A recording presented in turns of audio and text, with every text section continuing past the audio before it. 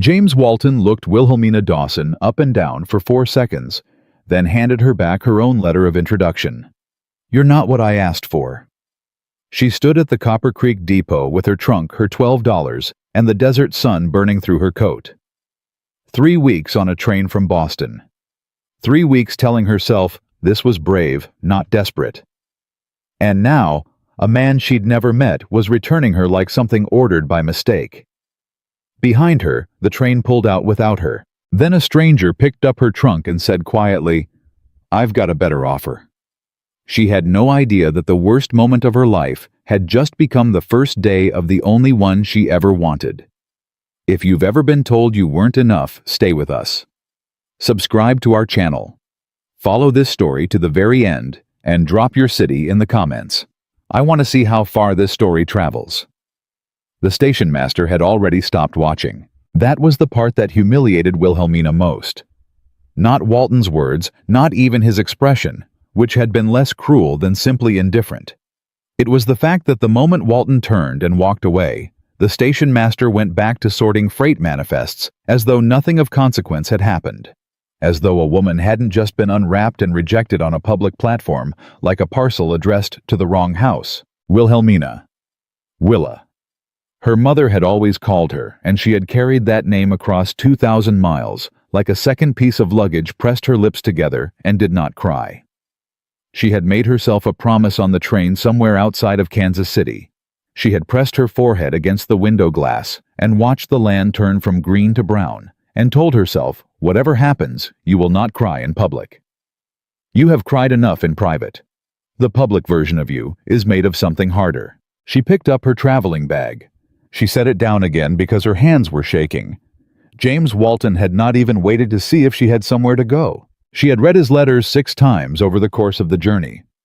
She had practically memorized the third one, the one where he described his house outside Copper Creek, a proper house he'd written with a parlor and 2 bedrooms and a view of the red hills that his mother had always loved. He'd sounded almost gentle in that letter, almost like a man capable of kindness. She had folded that letter so many times the creases had gone soft. She reached into her bag and found it. She looked at it for a moment, then she dropped it into the dust beside the platform. "That bad, huh?" The voice came from her left. She turned. He was leaning against the far corner of the depot wall. A tall man, broad through the shoulders, with a hat pulled low enough that she couldn't read his face clearly in the glare. He was holding a coil of rope in one hand and a shipping receipt in the other, and he had the look of a man who had been standing there for a while attending to his own business and had simply happened to notice hers. "I beg your pardon," Willa said. "Didn't mean to intrude." He pushed off the wall, straightened, and touched the brim of his hat. "Lucas Reed. I've got a feed delivery coming in on the afternoon wagon. I've been here about 40 minutes. He paused. "I saw what happened." Willa's chin came up. "Then you saw very little. A brief conversation. Nothing of consequence." Lucas Reed said nothing. He looked at the letter in the dust. He looked back at her. "Where are you planning to go?" he asked. Not unkindly, just directly. It was the directness that almost broke her composure because she had no answer for it. She had spent 3 weeks planning for the arrival. She had not planned for this. "I'll find lodgings in town," she said. "There's one boarding house in Copper Creek. Mrs. Alderman runs it.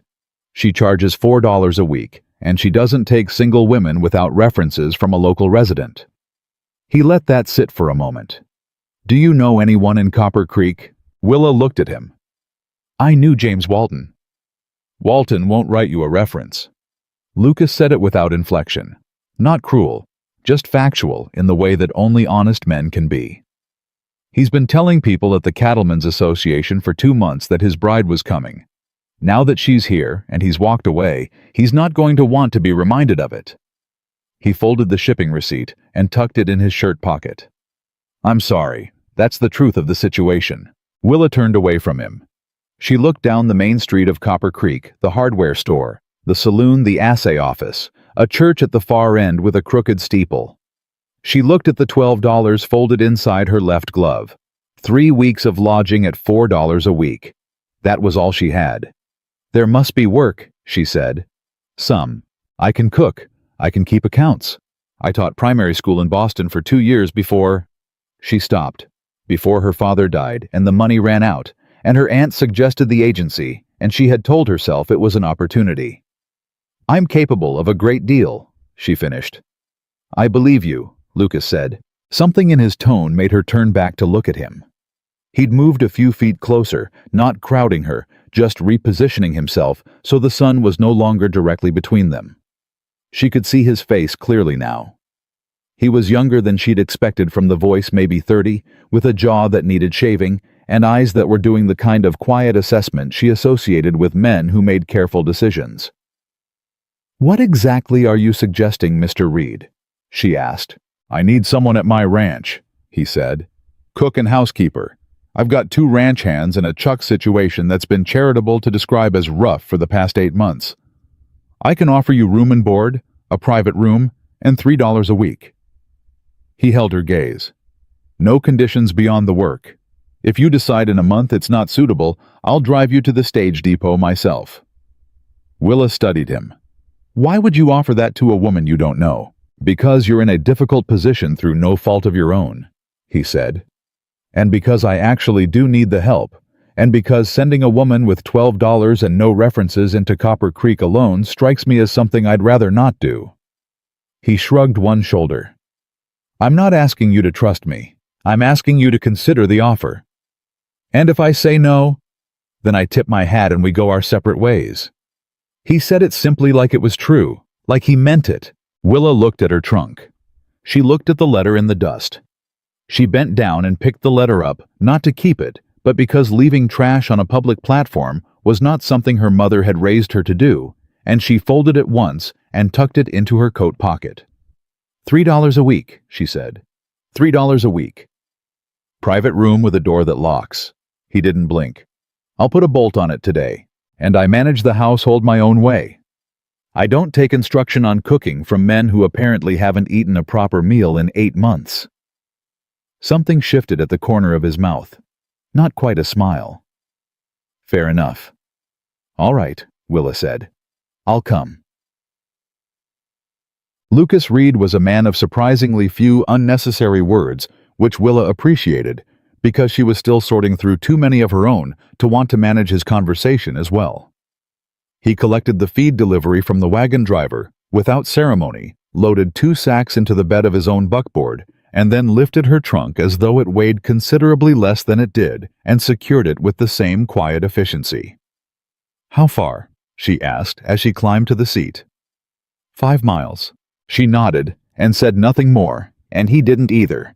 And for the first several minutes of the drive, the only sounds were the horse, the wheels, and the dry Arizona wind moving through whatever passed for brush in this part of the territory. It was Willa who broke the silence. Not because she felt social, but because there was a practical matter she needed to address. You told the station master I was your wife. Lucas kept his eyes on the road. I did. Why? He was quiet for a moment.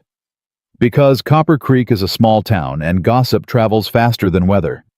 A woman arriving as a mail-order bride who got turned away, and then left with another man, that story writes itself, and not in your favor. He glanced at her sideways. As my housekeeper, you'd have questions to answer every time you went to town. As my wife, people will mind their business. And you didn't think to ask me first. I thought of it, he said. I made a judgment call. You can be angry about it. Willa considered. I'm not angry, she said, which was mostly true. I'm noting that you made a decision affecting my reputation without consulting me. You're right, he said. I should have asked. I'm sorry. She had not expected the apology. It arrived so cleanly without defense or qualification that for a moment she didn't know what to do with it. James Walton's letters had never once contained an apology for anything. How do we handle it, she said, if someone asks direct questions about our arrangement? I thought we'd figure that out as we go. That's not a plan, Mr. Reed. No, he agreed. It's not. Got a better one. She thought about it. We say we married quietly in Santa Fe, that I came out on the train to meet you, and we went before a justice of the peace there before continuing on. It's vague enough to discourage follow-up questions. Lucas was quiet for a moment. You came up with that fast. I taught school, she said. You learn to think quickly when 30 children are looking at you for answers. This time, the corner of his mouth moved more definitively. Santa Fe, it is. The Double R Ranch did not look like the property of a man who had been living without proper domestic management for 8 months. The structure itself was solid, well built. She could see that much, but the neglect was everywhere in the details. The kitchen garden had gone to seed and weed in roughly equal measure. The front step had a board that flexed dangerously underfoot. Inside the main room was clean, in the way that a man cleans when he knows company is coming. Surfaces wiped, objects moved rather than organized. The accumulated evidence of bachelor disorder pushed to the edges rather than addressed. She stood in the center of the main room and turned a slow half-circle. I'll need a full pantry inventory, she said. Lucas stood in the doorway. Sure. And whatever you're currently paying for provisions in town, I'll need half of it allocated to what I'll need from the dry goods store by Friday. I can do that. The kitchen garden is salvageable if I start this week. Some of that is bolted, but the soil looks... She caught herself. She wasn't here to redesign his ranch. She was here to cook and keep house. I'll focus on the kitchen first. Take whatever time you need, he said. I'll show you the room. It was a back bedroom off the kitchen hallway. Small but not mean. A window that faced east. A bed frame with a rope mattress and a quilt that had seen better decades. He had clearly done some fast straightening. There was a water pitcher on the washstand that was still damp from being rinsed, and the floor showed fresh sweep marks. I'll put the bolt on before supper, he said. Thank you. She set her traveling bag on the chair. Where are your ranch hands? Out on the south pasture until sundown. Eli and Carson. Good men. He paused. Eli's going to have questions. He doesn't always ask them out loud, but he has them. I'll manage Eli, she said. Lucas looked at her for a moment. Yeah, he said. I expect you will. Eli Marsh was not a man who trusted quickly, and he made no effort to hide it. He was 50 or so, with a face like tanned leather left in the sun, and when Lucas introduced Willa at the supper table that evening, as his wife Eli looked at her with the careful measuring expression of a man who knew the timeline didn't add up, and was deciding whether to say so. He didn't say so. He picked up his fork instead and ate the biscuits she'd made from a flour sack she'd found at the back of the pantry, and after the third one, he set his fork down and said without looking up, Best biscuits I've had in 2 years. Thank you, Willa said. Lucas make these? No. Eli picked up his fork again. Didn't think so. Carson was younger, 22 maybe, with the eager, slightly overwhelmed look of a young man trying to figure out where to put his eyes in the presence of a woman at the table. He ate quickly and thanked her twice and nearly knocked over his water cup when she refilled it. After supper, when the hands had gone to the bunkhouse, and Lucas was at the desk in the main room, working through what appeared to be several weeks of unfiled paperwork. Willa washed the dishes and considered her situation. She was in Arizona. She was living under a false name in a ranch belonging to a man she'd met that morning.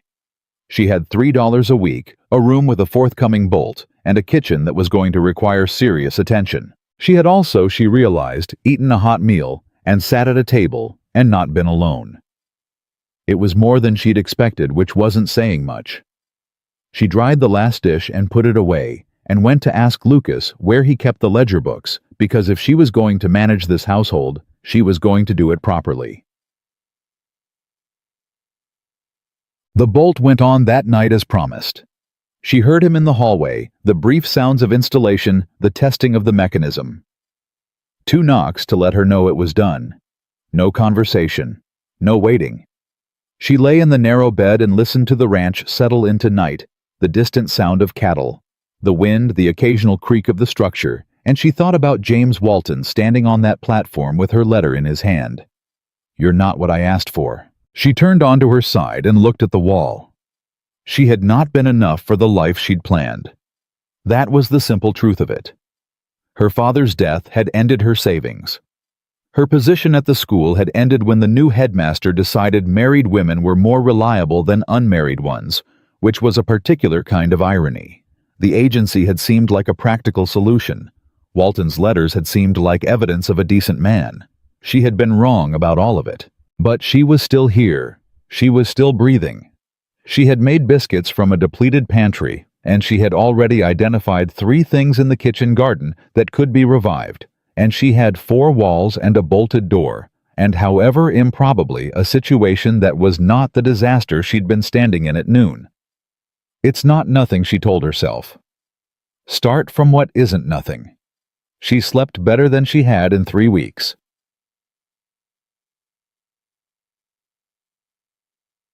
By the end of the first full day, she had reorganized the kitchen entirely. It was not that Lucas had kept it badly. It was simply that no one had arranged it with any particular logic. Flour near the back salt on the wrong shelf. The cast iron stacked in a configuration that required moving 4 things to reach the piece you actually needed. Willa worked methodically, pulling everything out, assessing wiping down the shelving before replacing it in an order that made sense for actual cooking. She found behind a crate of canned tomatoes a small tin with a bent lid. Inside it, a bundle of dried rosemary, a packet of caraway seeds, and 2 vanilla beans still wrapped in paper. Someone had kept those deliberately, carefully. She looked at them for a moment, then placed them on the shelf where she could actually find them. At noon, Eli came to the kitchen for water and stopped in the doorway. You moved things, he said. I reorganized them, she said.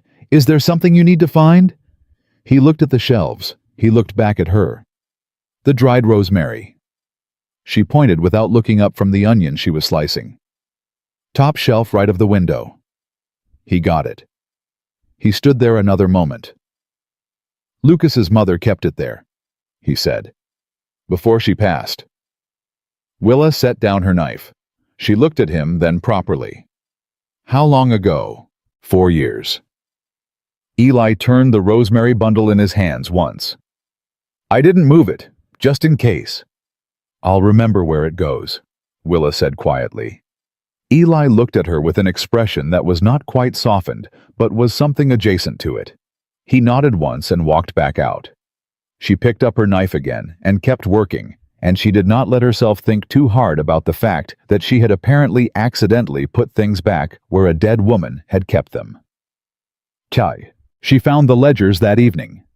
Lucas, to his credit, had not hidden them or suggested she stay out of the accounts. He'd simply handed them over when she asked and gone back to repairing a saddle strap on the porch.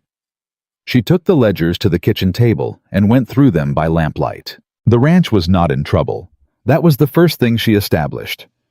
Lucas Reed was a careful man with money. His cattle numbers were solid. His grazing agreements were documented. His provisions costs were reasonable. But the household accounts were a tangle of receipts shoved between pages, and figures entered in the wrong columns, and she found 3 months of duplicate payments to the farrier because no one had checked. She carried the ledger out to the porch. Lucas looked up. You've been paying Hendricks at the blacksmith double for 3 months, she said. He stared at her. I have. You have. She showed him the entries. $14 total. He took the ledger, looked at it, looked at her. How did you find that in 2 hours? I organized it first, she said. It's easier to find problems when things are in order. He handed the ledger back. He was quiet for a moment. I'll talk to Hendricks Friday. I'll write you a note with the specifics so you don't have to remember them.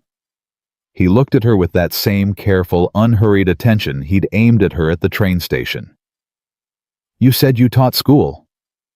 For 2 years. What else did you do? She considered. My father was an accountant. I helped him with his books from the time I was 14. When he was ill, I ran his office for almost a year before... She stopped. I'm capable of more than biscuits, Mr. Reed. I can see that. He paused. Lucas. She looked at him. I beg your pardon. If we're supposed to be married, he said, you probably shouldn't be calling me Mr. Reed. Willa considered this. Lucas, she said. It felt strange in her mouth. solid, and unfamiliar. "Better," he said, and went back to the saddle strap. She stood on the porch a moment longer than she needed to, and then went inside. On the fourth morning, she walked out to the kitchen garden before breakfast. It was worse than it had looked from the outside, more gone to seed than she'd initially estimated. The weeds assertively established the soil compacted in places from lack of tending. But there was structure under it. Someone had built raised beds with good timber. Someone had planned this space with care. She got on her knees and started pulling. She was 20 minutes in when she became aware of someone standing at the edge of the garden. She looked up. Lucas with 2 cups of coffee. He held one out. She took it, sat back on her heels, and drank. The coffee was better than she'd expected. He made it strong, which she appreciated. "Who built the beds?" she asked. "My mother," he said. "Took her 3 summers to get it the way she wanted it." "What did she grow?" "Tomatoes, peppers, beans." She had a patch of sweet basil in the far corner that she was unreasonably proud of. He looked at the corner in question. "It went the first season after she died. I didn't know to cut it back." "There might be volunteers," Willa said. "If the seeds dropped before it died, I'll look." He was quiet. He drank his coffee. "You don't have to do this," he said. "The garden wasn't in what I offered you." "I know," she said. "I'm doing it anyway." She looked up at him. "Is that a problem?" He shook his head. Something moved across his face, something brief and unguarded that she didn't have words for yet. "No," he said. "That's not a problem." He left her to it. She went back to pulling weeds, and she did not examine why it mattered to her to bring a dead woman's garden back to life. She simply kept working, and somewhere in the far corner of the bed, under a mass of encroaching grass, she found 3 basil seedlings, small, pale, but alive. She sat there for a moment, with her hands in the dirt looking at them. Then she started clearing the space around them so they could grow. Walton came to the ranch on the 6th day.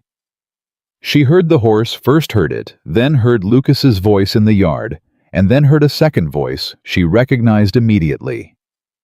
She set down the bread dough she was working and stood very still for exactly 3 seconds. Then she dried her hands on her apron and walked out the front door. Walton was on horseback. He hadn't dismounted, which told her something. Lucas was standing on the ground, which told her something else. "Wilhelmina," Walton said when he saw her. "Mr. Walton," she said. She kept her voice level. "I came to—" He stopped. He looked at the house, at the garden, visible on the side, at her apron, at Lucas.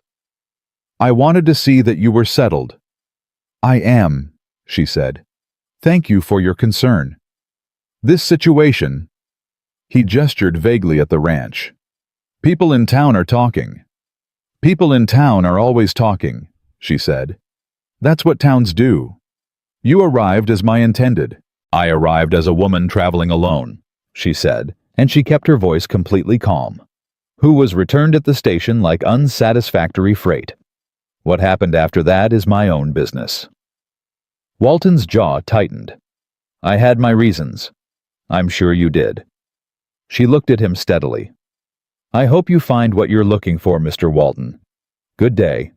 She went back inside. She went back to the bread dough and pressed her fists into it and breathed. A moment later, she heard hoofbeats leaving. Then she heard Lucas's boots on the porch. Then the door. "You all right?" he said. "Yes," she said. Then no.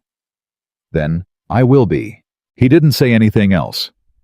He got himself a cup of coffee and sat down at the kitchen table and opened the newspaper he'd brought from town, and he stayed there in the room while she worked through the bread. And she did not know how to articulate what that meant to her. His simply being there, not talking, not asking, just present. So she didn't try.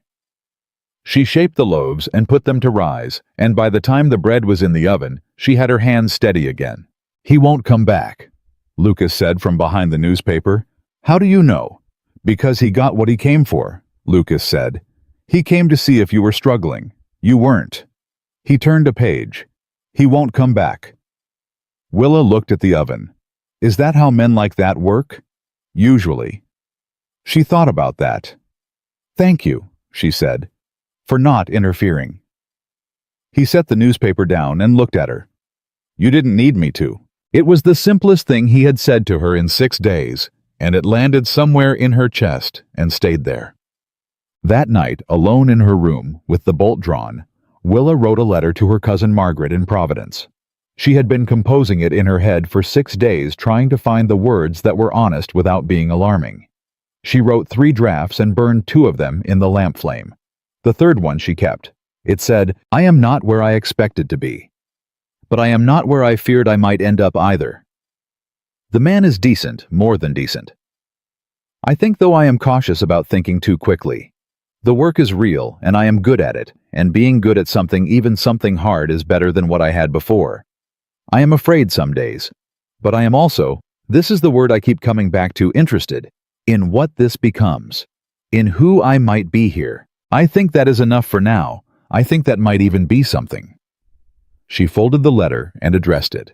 She set it beside her bag to post Friday. She turned the lamp down, but not off, not yet. Outside, she could hear the Arizona night, which was loud in a way Boston had never been, full of insects and distance, and the particular silence of space that somehow sounded louder than noise. She was getting used to it. She wasn't sure yet if that was a good thing or simply an inevitable one, but she was getting used to it.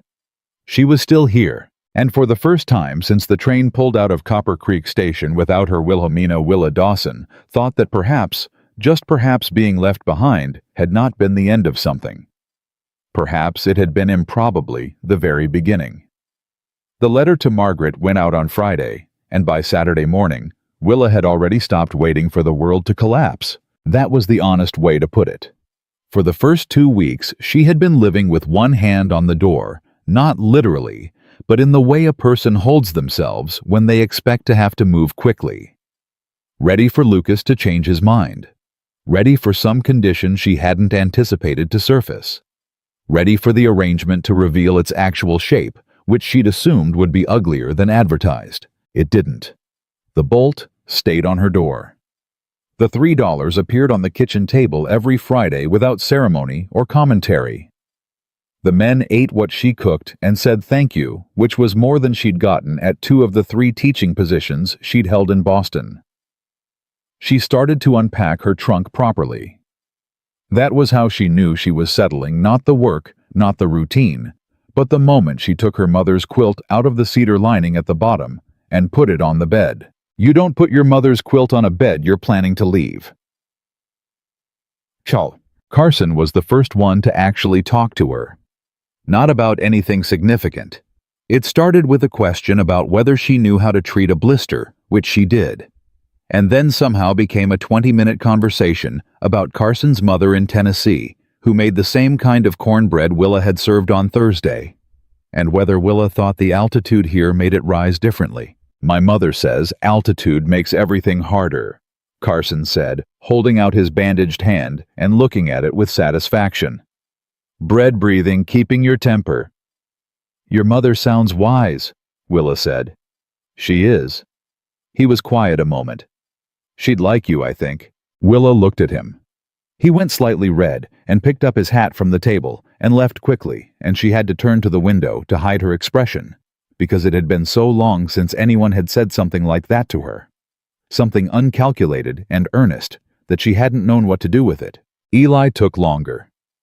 Eli was a study in strategic silence.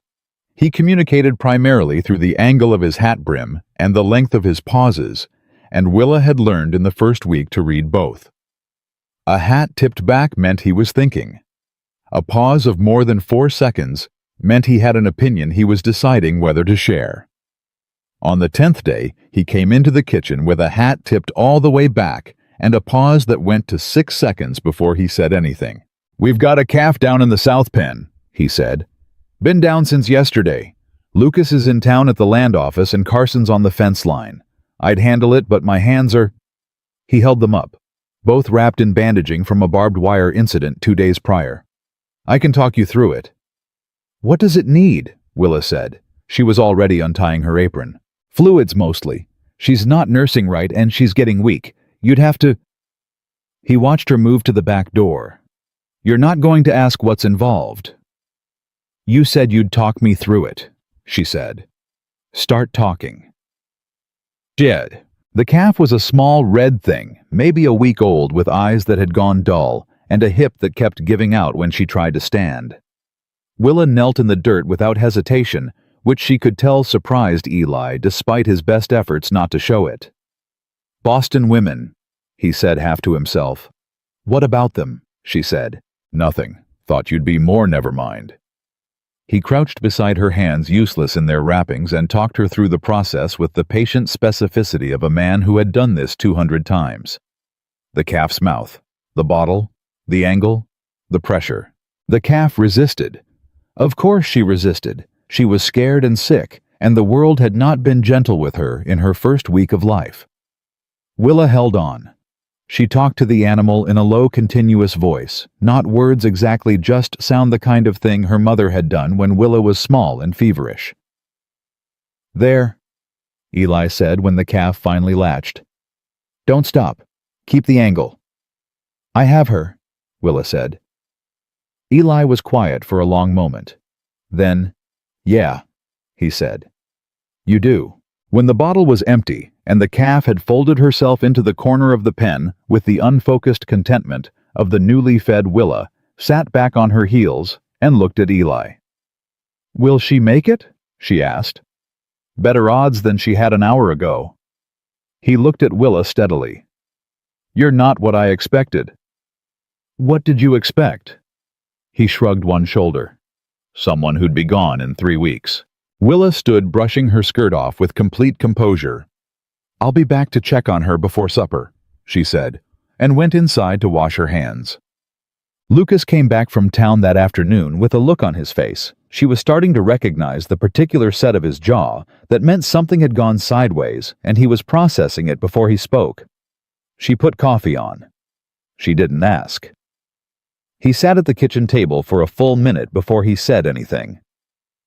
"Alderman's selling," he said. She turned from the stove. "The boarding house. The land." He wrapped both hands around the coffee cup. "The 300 acres east of his property that borders my north fence line. He's selling to whoever gets there first with money, which in this county means it'll be Harlan Croft." Willa had heard the name. Copper Creek was small enough that names circulated without introduction. Harlan Croft was the owner of the Consolidated Land Company that had been buying up acreage on the east side of the territory for 2 years. Lucas had mentioned him twice in passing, each time with the careful neutrality of a man keeping his actual opinion under tight control. "What does that mean for the double R?" she asked. "My north water access runs through that easement," he said. "If Croft buys it, he can challenge the access rights. It's been informal, a handshake with Alderman's father 20 years ago. Nothing recorded at the land office." "Is that legal? Challenging an established easement?" Lucas looked at her. "Depends who's doing the challenging and what the judge had for breakfast." Willa sat down across from him. "Have you spoken to anyone about recording it now, filing the easement formally? That's what I went to the land office about today." He paused. "Silas Pratt, the county recorder, says the paperwork requires Alderman's signature and a survey which takes 2 weeks minimum, and Alderman's already in talks with Croft." She was quiet for a moment. She was thinking, and she knew she was perhaps overstepping the boundaries of her actual position here, but she could not look at a problem she could see clearly and pretend she couldn't see it. "Does Alderman owe you anything?" she said. "Any favor, any standing debt?" Lucas frowned. "He borrowed equipment from me last fall, returned it." "Did he return it in the same condition he borrowed it?" Lucas's frown deepened. The harrow had a bent tooth. "Did he account for that?" "Said he would. Hasn't." Willa looked at him. "That's a conversation with Alderman that isn't about the land. That's a conversation about the harrow and the principle of returning things as you found them. And somewhere in that conversation you mentioned that you'd appreciate the 2 weeks it takes to file the easement survey before he signs anything." Lucas stared at her. "You're not asking him to not sell," she said. You're asking him to give you 2 weeks. That's a different conversation, and it costs him nothing. The silence stretched for 4 seconds. 5. You came up with that in 30 seconds, he said. I came up with it while the coffee was brewing, she said, and got up to pour him a second cup. He rode to Alderman's the next morning. He came back with 2 weeks. The Founders' Day celebration was 3 weeks out, and Willa knew about it primarily because Carson mentioned it with the barely contained excitement of a young man who had not had occasion to dance in several months. She had been at the ranch for 16 days by then, long enough that the kitchen ran without her having to think about it, long enough that she knew which board on the back step needed avoiding, long enough that she had learned Lucas Reed had a habit of reading on the porch after supper, that she had stopped trying not to find peaceful. "You'll come to Founders' Day," Carson said. It wasn't quite a question. "I imagine so," she said. "There's dancing," he said. "And Mrs. Pollard makes a peach cobbler that'll rearrange your priorities. That's high praise. It's honest praise." He hesitated. "There'll be a lot of people asking questions. About you. It's—" He stopped. "A small town?" she finished. "Yes, ma'am." She thought about what Lucas had said the first day about the story writing itself. She had been constructing the counter-narrative quietly, not with declarations, just with presence. With being seen at the general store. With nodding to Mrs. Alderman on the street on the 2 occasions she'd been to town. With being simply a person going about her business rather than a woman with a story attached. But Founders' Day would be different. Founders' Day was the whole town in one place. She found Lucas at the fence line that evening. "Founders' Day," she said. He kept working the wire. "I know. We should talk about it." "I know that too." He tied off the section he was working on and turned to face her. "People will want to meet you properly. Women from town especially. They'll ask you about Boston, about how we met, about—" "I can handle questions," she said. "I know you can. I'm not worried about that." He paused. "I'm wondering if any of this is harder than it looks for you, being someone you're not." She thought about that honestly.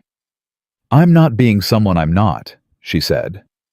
"I'm a woman on a ranch in Arizona managing a household. That part's real. The circumstances around it are complicated." "Complicated," he said. The word sounded different in his voice, more weighted. "Lucas." She said it directly. "I agreed to this. I'm not asking you to apologize for the situation. I'm asking you to go to Founders' Day with me and tell anyone who asks that we met in Santa Fe." He looked at her for a long moment. "All right," he said. "All right," she said, and went back to the house. She did not examine the way her heart had been beating slightly faster than usual for the last 3 minutes. There was no profit in that examination. The night before Founders' Day, Eli knocked on the kitchen door. He was holding something.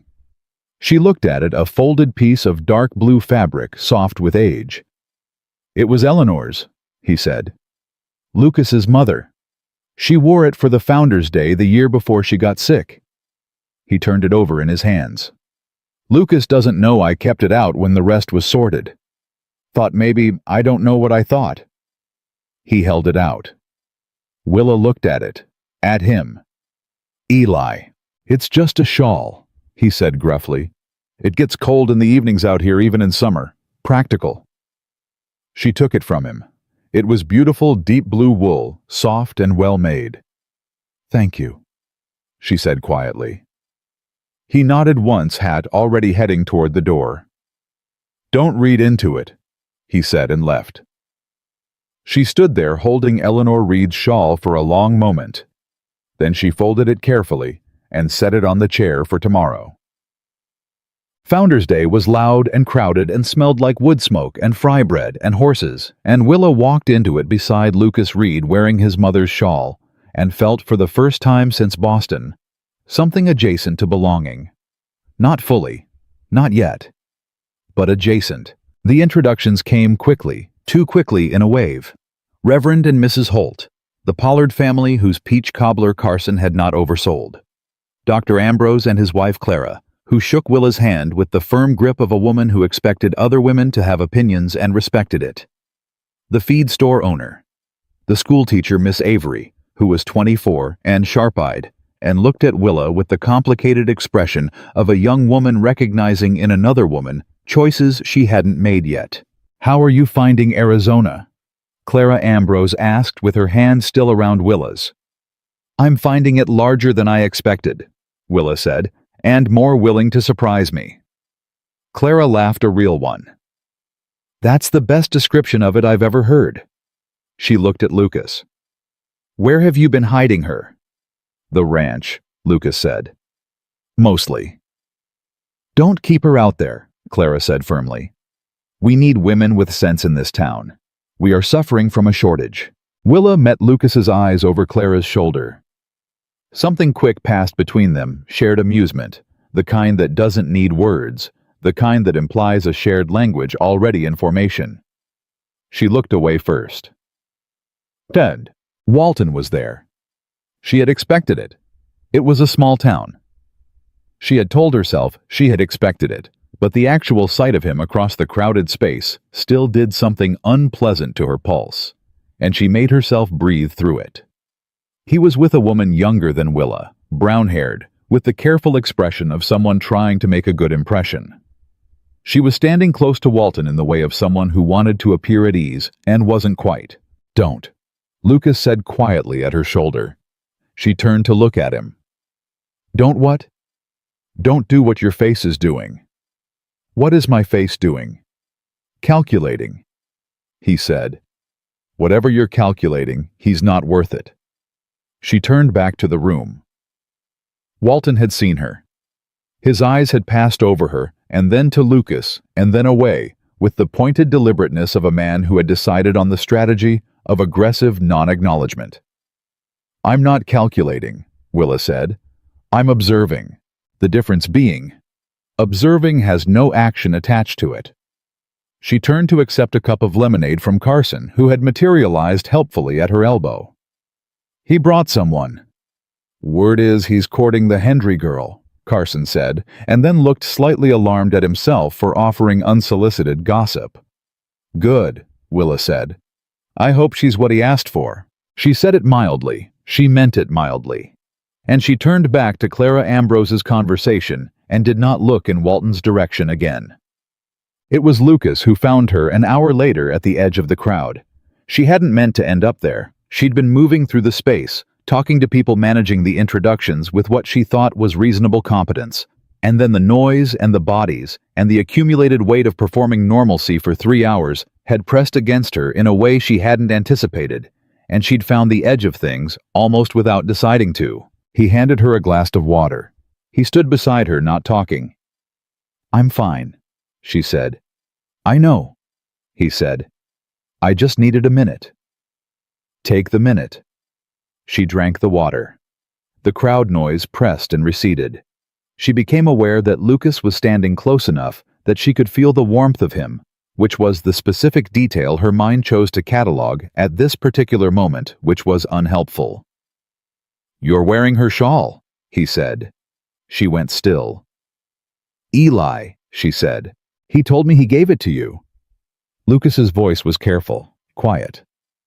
"He doesn't give things away. He kept it for 3 years. She didn't know what to say to that. She looked at the edge of the blue fabric where it rested against her arm. "I'll give it back if—" "No," Lucas said. "That's not no. I'm glad he did." He paused. "She would have liked you."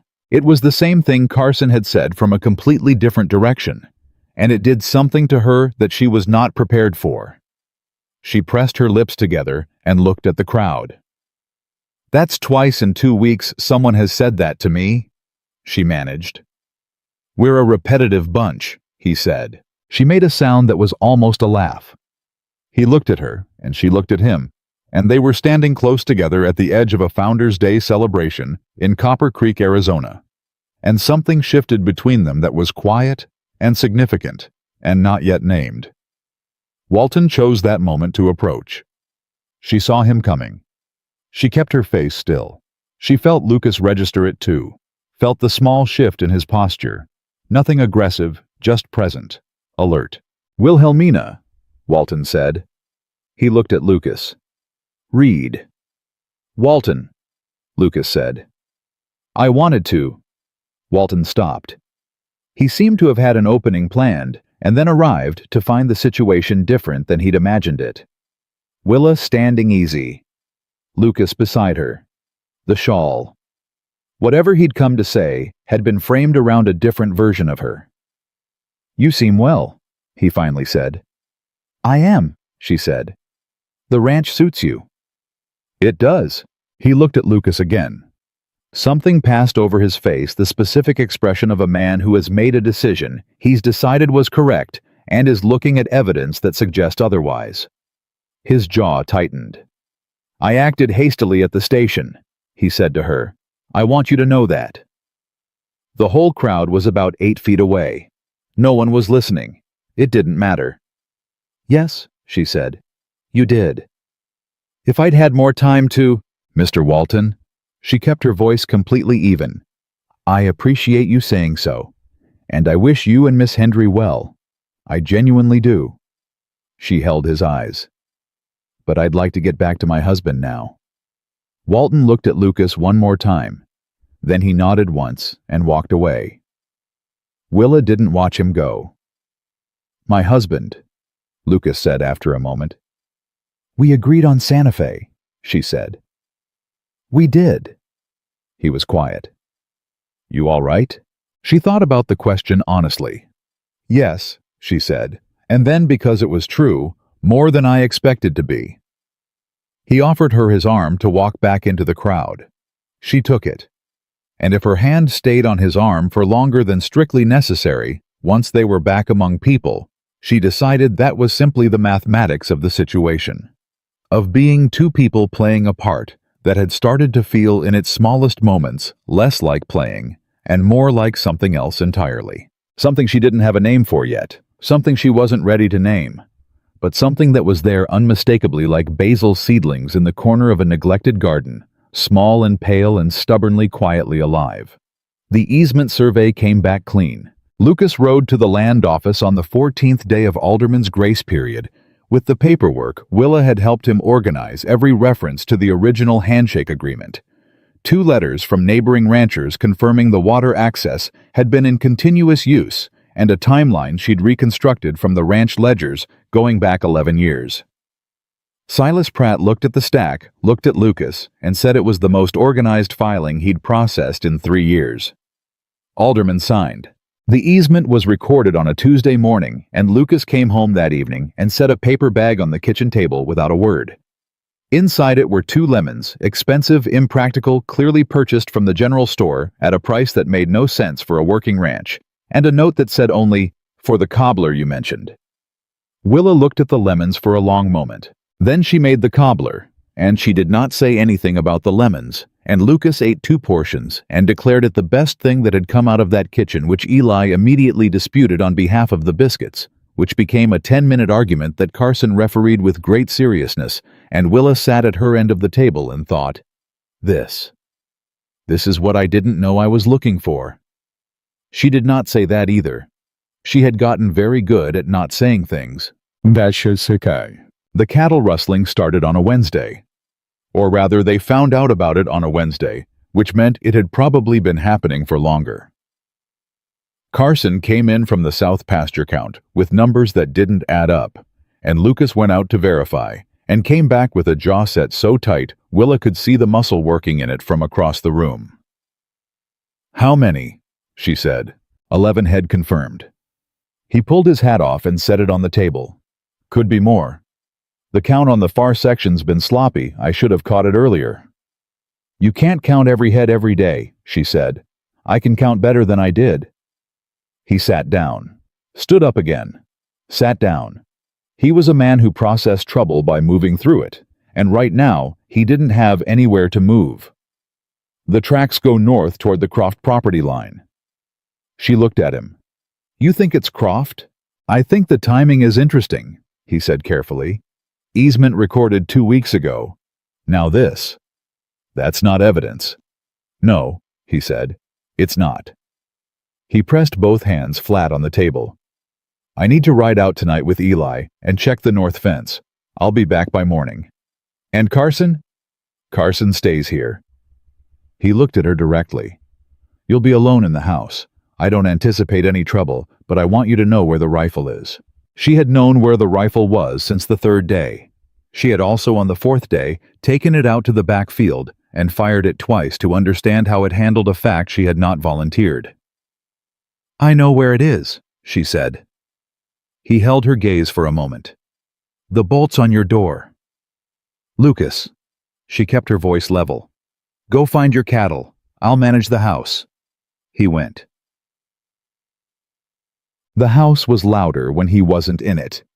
That was the thing she hadn't expected. She hadn't realized how much of the nighttime silence of the ranch she'd been interpreting through the knowledge that he was nearby until he wasn't. The same sounds, the cattle, the wind, the structural settling, had a different quality when she was the only one in the building. She did not go to bed. She finished the mending she'd been putting off and went through the pantry inventory for the week and wrote 3 letters she'd been meaning to write. And at some point after midnight, she made herself a cup of tea and sat at the kitchen table with the lamp down low and let herself think about things she usually kept at arm's length during the day. She thought about Lucas standing at the edge of Founder's Day with his arm out. She thought about the lemons. She thought about the way he'd told her once that she didn't need him to interfere, and how that had sat differently inside her than any compliment she'd been given in the previous 5 years. She thought about what Clara Ambrose had said to her last week when they'd run into each other at the dry goods store. That man has been holding this county together with fence wire and stubbornness since his mother died. It is remarkable what a decent meal and someone to talk to will do for a person. Clara had said it lightly. Willa had carried it heavily. She did not know what she was doing. She knew what the arrangement was. She was a housekeeper with a fiction layered over her situation for protection. She knew that clearly. She also knew that the fiction had started wearing thin at the edges, not because it was failing publicly, but because she was finding it harder to feel the boundary between what was constructed and what was real. She was still sitting at the table when she heard the horse in the yard at 5 in the morning. She was on her feet before she'd decided to move. It was Lucas. Just Lucas. Eli had stayed out on the fence line to track the trail further north.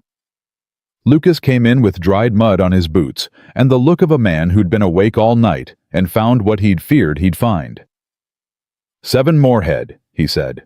North fence has a cut section. Clean-cut wire cutters, not breakage. That's deliberate, she said. That's deliberate, he agreed. She put coffee on. She put bread on the table from last night. He sat and ate and drank without speaking, and she sat across from him and did not fill the silence with noise, because she had learned that he thought better in quiet, and the thoughts he was working through right now mattered. Finally, he said, I need to talk to the sheriff. Tom Briggs.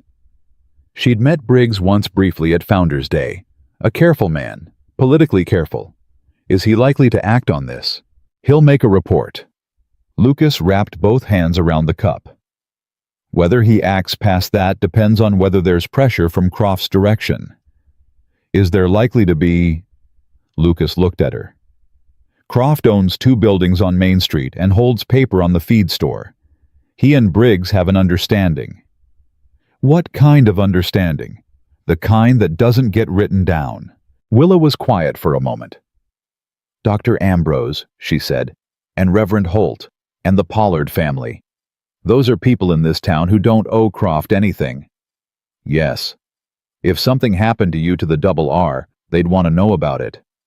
I'm not asking for charity. I'm not suggesting charity, she said sharper than she intended. She leveled her voice. I'm suggesting that isolated men lose these fights and connected men don't, and you have more connections in this county than you've bothered to use. He looked at her steadily. When did you figure that out? Approximately 36 hours after I arrived, she said. When I realized that Eli and Carson would do anything for you, and you'd never once ask them to do anything except ranch work. Lucas was quiet for a long moment. Outside, the morning was beginning, she could tell from the quality of the light under the door. Finally, he said, My father handled things himself. That was how he ran the double R. How'd that work out for him? She said. It came out harder than she'd meant. She saw it land. She started to apologize. He died broke, Lucas said quietly. Drought took the herd bank, took the land. He spent the last 2 years building it back, and it almost killed him. He looked at the table. That's why my mother's garden matters to me. She kept going when everything else went. She didn't ask anyone for help either. And she died anyway, Willa said very gently. He looked up at her. I'm sorry, she said. That was true, he said. That was true. He was quiet again. Then, what are you suggesting? She put her hands flat on the table. Tell people what's happening, not as a complaint, as information. Let this town know that someone is cutting fences on the double R and cattle are walking off the north end toward Croftland. Let them form their own opinions. And if Briggs won't act, then you don't need Briggs, she said. You need a lawyer who knows land law in this territory, and you need your neighbors paying attention, and you need documentation of every head that goes missing with dates and coordinates. She met his eyes. I can do the documentation. I've been doing it already. I started a log when you told me about the first count. He stared at her. You started a log. 2 weeks ago, she said. I didn't say anything because I didn't want to alarm you over numbers that might have been a miscounting error. He looked at her for so long that she became aware of the specific quality of his attention. Not assessment this time, not the careful measuring look she'd gotten at the train station. Something different, something that had warmth underneath it. Willa, he said. Don't, she said quickly. I was going to say thank you. She looked away. Oh, a beat. You're welcome. The lawyer's name was Thomas Greer, and he came up from Tucson on the Thursday stage because Clara Ambrose had written to him personally and because Lucas finally, and with some difficulty, had asked for help. Willa made him lunch and sat in on the meeting, which Greer didn't comment on. Clara had apparently briefed him and took notes on everything he said. Greer was 60 precise, with the particular economy of language that belongs to men who are paid by the complexity of what they say rather than the quantity. He went through her documentation log and didn't speak for 4 minutes. This is thorough, he said. It's complete, she said. There's a difference. He looked up from the log. He looked at Lucas. Where did you find her? Train station, Lucas said. Greer looked between them briefly, then returned to the log. You have enough here to open a civil complaint against parties unknown for livestock theft. That gets it on record, combined with the easement filing. He tapped the page. Someone is trying to make this ranch untenable. The question is whether they're doing it with enough fingerprints to prove. Is there a way to find out? Willa asked. You'd need someone on the Croft side willing to talk, Greer said. These operations don't run on one man. There are hired hands, there are go-betweens. He set the log down. Someone always knows something they'd rather not be holding. After Greer left, Eli came to find Lucas in the main room. There's a man, Eli said.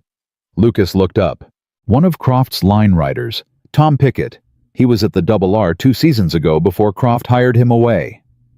Eli's hat was tipped all the way back. He's been drinking at the saloon 3 nights running. A man who drinks 3 nights running either has money he's celebrating or trouble he's trying to get ahead of. Lucas and Willa looked at each other. That, Willa said, is useful information. She was not supposed to go to the saloon. That was understood without being stated. But she was also, and this was equally understood though stated even less, not the kind of woman who sat in the kitchen while something important happened 200 yards down the road. What she did was go to the dry goods store, which was next to the saloon, and take slightly longer than necessary to make her purchases and come back past the saloon's side entrance at the exact moment Lucas and Eli were leaving it. Lucas saw her. He said nothing. He fell into step beside her and waited until they were a block away. Pickett talked, he said. She kept walking. What did he say? He's not the one running the operation. He was hired by a man named Delicott Croft's ranch foreman to cut the fence and move the cattle to a holding pen on the far north section. Croft's name never comes up directly. His voice was controlled, tightly controlled. It never comes up directly. But Delicott reports to Croft. Everyone on that property reports to Croft. Will Pickett say that to Greer? Lucas was quiet. He might. He's scared. He didn't know the full scope of it when Delicott hired him, and now he's in far enough that walking away feels dangerous. He needs to feel like walking toward something is safer than walking away from it, Willa said. Greer can talk to him about, "It's not a legal question," she said. "It's a human question. He's afraid. Someone needs to sit with him and make the case that the side he's on right now is more dangerous than the alternative." She paused. "I can do that." Lucas stopped walking. "Willa, I taught school for 2 years," she said. "Before that, I sat with my father through 2 years of illness and managed every difficult conversation he couldn't have. I know how to sit with someone who is afraid and help them make a decision." She looked at him directly. "I'm not asking you to send me in there alone. I'm saying I can help." He looked at her. She looked back. The street was quiet around them mid-morning, most of the town busy with its own affairs. "Friday," he said. "Greer's coming back Friday. I'll ask if he thinks it's useful." "Ask him," she said, and started walking again. He caught up to her in 3 strides. "You were supposed to be at the dry goods store." "I was at the dry goods store," she said. "I also walk past things on my way back to the buckboard." A pause. "Did you hear anything?" "Through the wall of a saloon numb." She glanced at him sideways. "I'm capable of restraint, Lucas. I'm starting to believe that's not true," he said, and she heard the careful amusement underneath it, and she did not look at him, because if she looked at him right now, she was not certain what her face would do. Friday came. Greer came with it. Pickett agreed to a formal statement contingent on certain protections Greer outlined with the precise language of a man who had done this before. It wasn't everything. It was one man's account implicating a foreman with Croft's name, still 1 layer removed. But it was something. It was the first crack in the structure Croft had been building. And then, 2 hours after Greer left with Pickett's statement in his case, Harlan Croft came to the Double R. He came without ceremony, just a horse and his own presence, which was considerable. He was 55, built heavy with the particular confidence of a man who had won most of the arguments he'd been in. He tied his horse at the rail and knocked on the door as though he owned it, which was Willa suspected precisely the feeling he wanted to convey. She opened the door. He looked at her with the flat assessment of a man cataloging an unexpected variable. "I'm here to see Lucas Reed," he said.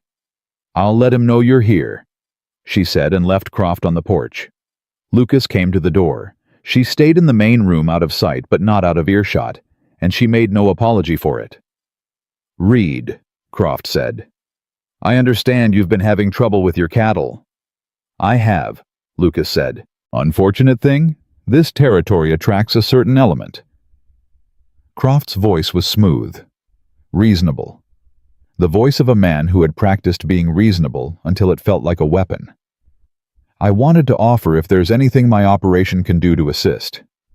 My men cover a lot of ground up on the north section."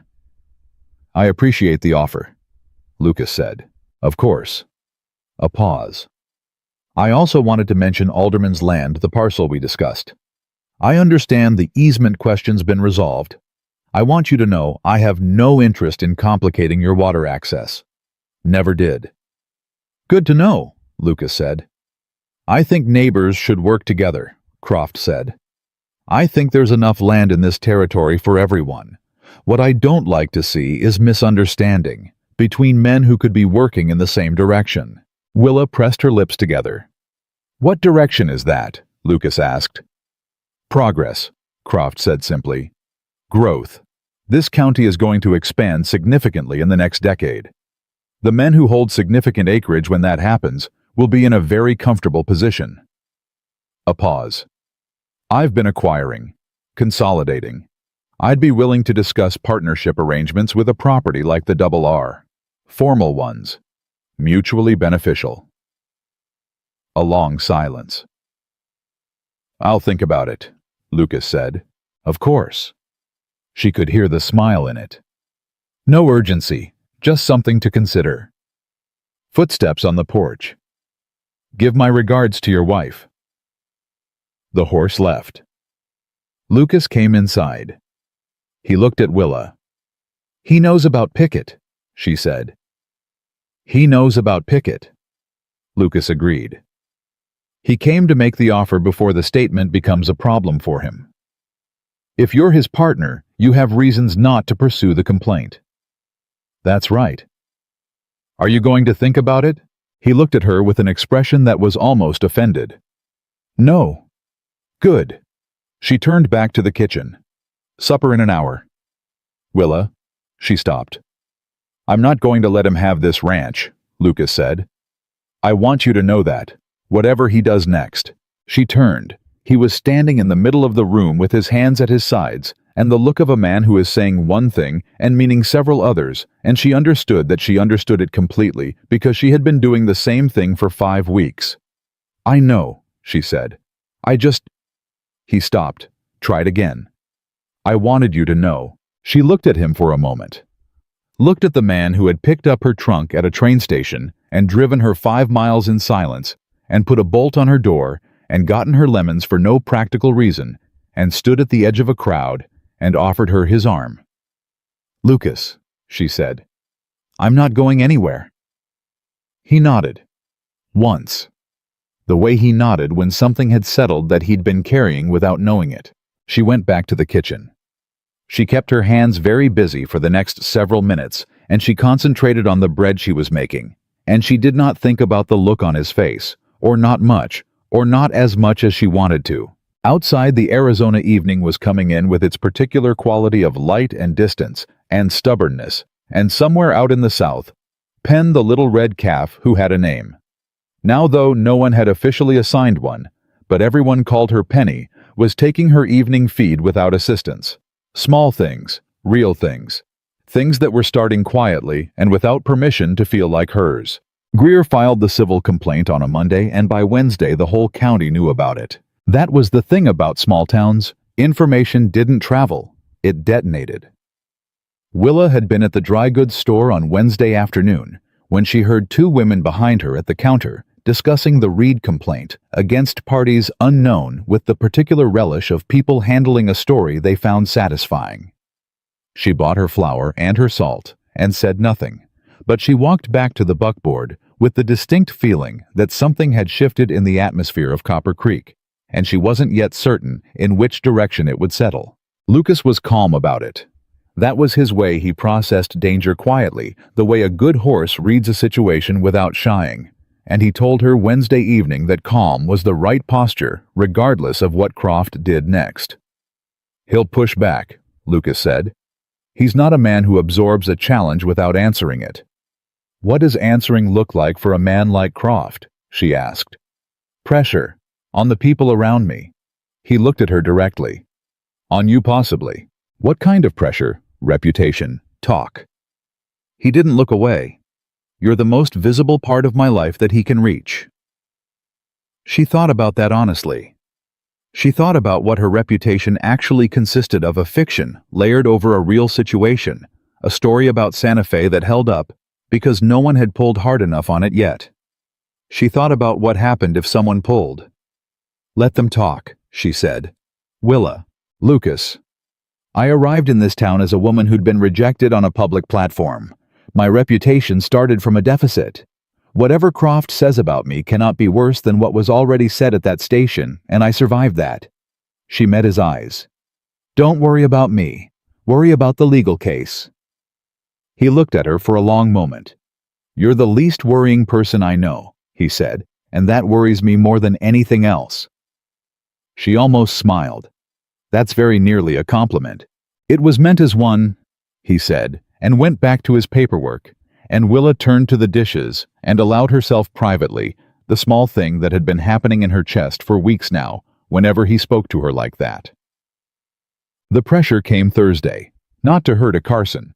He came in for the noon meal with a look on his face she'd learned to read the particular expression of a young man carrying something he wasn't sure how to put down. He ate half his food. He moved it around. He finally set his fork down. "Someone talked to me in town this morning," he said. "One of Croft's men. Mullins. You might have seen him at Founders Day, big fellow with the red vest." Lucas looked up from the end of the table. "He said he wanted to give me friendly information," Carson continued. "He said it like the phrase tasted wrong. He said there were stories going around about Mrs. Reed, about how she and Lucas met. He said some people were saying the marriage wasn't—" He stopped. "Wasn't legal." The table went quiet. Eli's hat tipped back. Willa set her coffee cup down. "What did you say?" Lucas asked. His voice was very level. "I told him he was welcome to say that to your face," Carson said. "And then I walked away." He looked at Willa. "I'm sorry, ma'am. I thought you should know." "You did exactly right," Willa said. Her voice was steady. Her hands under the table were not. "Thank you for telling us." After the men went back out, she and Lucas sat at the table. "It's starting," she said. "Yes. If someone files a formal challenge to the marriage, to the arrangement, what happens legally?" Lucas was quiet for the moment. "In this territory, a common law marriage has standing if both parties present themselves as married. We've done that." He paused. "But if someone pushes for documentation and there's no documentation—" "There's no documentation," she said. "No. Because there was no Santa Fe." "No." They sat with that. Outside, she could hear Eli and Carson at the fence, the ordinary sounds of the ranch continuing around a problem that was anything but ordinary. "We could fix that," Lucas said, quietly. "To the table." She looked at him. He looked at the table another moment, then up at her. "I'm not asking you to do something you don't want," he said. "I want to be clear about that. What I'm saying is, there's a practical solution, and I'm putting it on the table. You can say no." Her heart was doing something she could not afford to acknowledge in this moment. "You're talking about an actual marriage.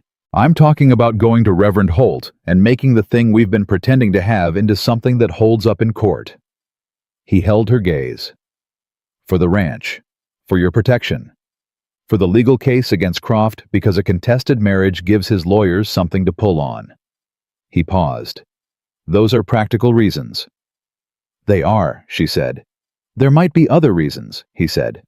"But I'm not going to put those on the table unless you want them there." She looked at him, at this man who had picked up a stranger's trunk and driven her through the desert in silence and learned not to ask questions she wasn't ready to answer, and who had just offered her something enormous and wrapped it in practicality so she would have room to say no if she needed to. She breathed in. She breathed out. "Put them on the table," she said. He looked at her. "The other reasons," she said. "Put them on the table." He was quiet for 3 seconds that felt considerably longer.